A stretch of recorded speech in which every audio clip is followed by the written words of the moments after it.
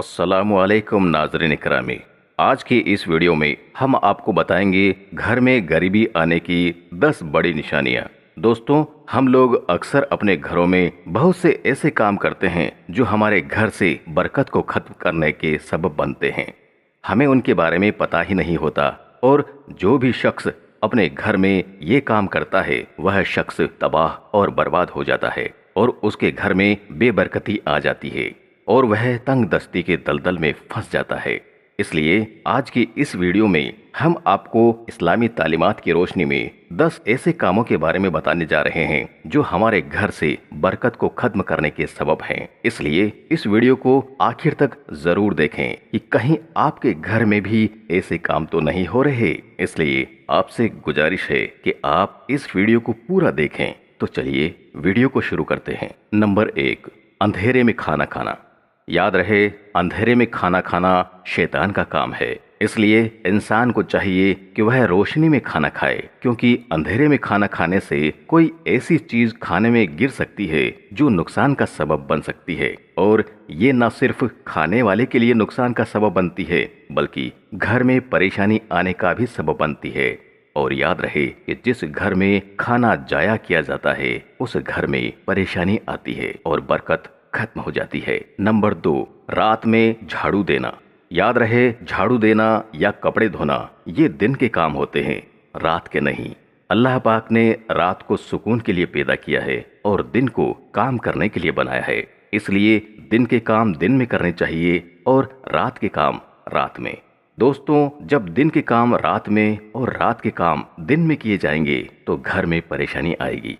यहाँ एक बात समझने की है कि किसी मजबूरी के तहत रात को या शाम को झाड़ू लगाया जा सकता है। मसलन किसी वजह से घर में गंदगी हो गई है तो घर में झाड़ू लगाकर या पोंछा लगाकर साफ कर दें, लेकिन याद रहे कि रात को झाड़ू देने की आदत न बनाएं। नंबर 3, याद रहे, चिरागों को फूंक मारकर बुझाने से मना किया गया है। जब कभी आपको चिराग बुझाने की जरूरत पड़े तो आपको हाथ की हवा से या किसी और तरह से बुझाएं, ना कि मुंह से फूंक मारकर। इस काम से भी बेबरकती आती है।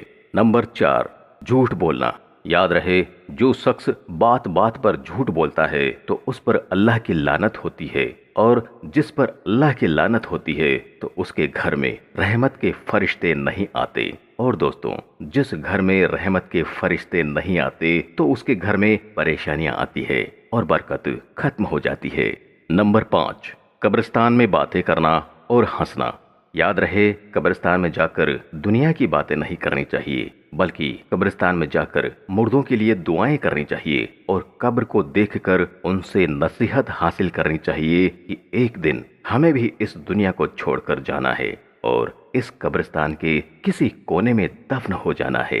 जितनी भी देर कब्रिस्तान में रहें तो अल्लाह पाक का जिक्र करें और ज्यादा से ज्यादा कुरान पाक की सूरतें पढ़ें और दुरूद शरीफ पढ़कर इसका सवाब मुर्दों को हदिया करें। नंबर 6, दिल और दिमाग में हर वक्त बुरे ख्याल रखना।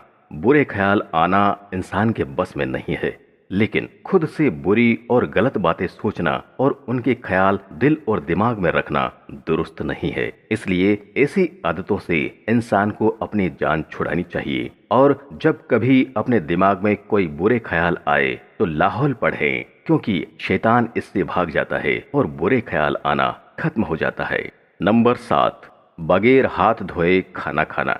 याद रहे, खाना खाने से पहले हाथ जरूर धोने चाहिए, क्योंकि ये हमारे प्यारे आका हुजूर सल्लल्लाहु ताला अलैहि वसल्लम की प्यारी सुन्नत है, और ऐसा करने से घर और रिज्क में बरकत आती है। और अगर खाना खाने से पहले हाथ ना धोए जाएं तो घर में बेबरकती आती है और हमारे घर से बरकत खत्म हो जाती है।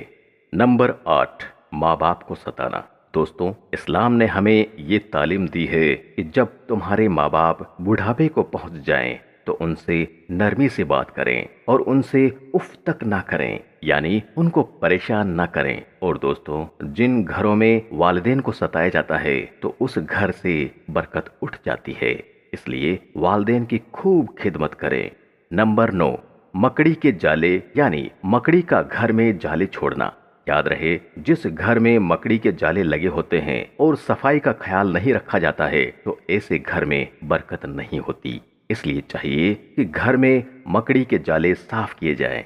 और नंबर 10, अल्लाह पाक का शुक्र अदा न करना, यानी अल्लाह की दी हुई नेमतों को इस्तेमाल करने के बाद और खाना खाने के बाद अल्लाह का शुक्र अदा न करना, यह भी घर में बरकत को खत्म कर देता है। क्योंकि दोस्तों, हम अल्लाह पाक का शुक्र अदा करेंगे तो अल्लाह पाक हमारी नेमतों में इजाफा करेगा, और अगर हम अल्लाह पाक का शुक्र अदा नहीं करेंगे तो फिर अल्लाह का अजाब आएगा जो बड़ा ही सख्त होगा।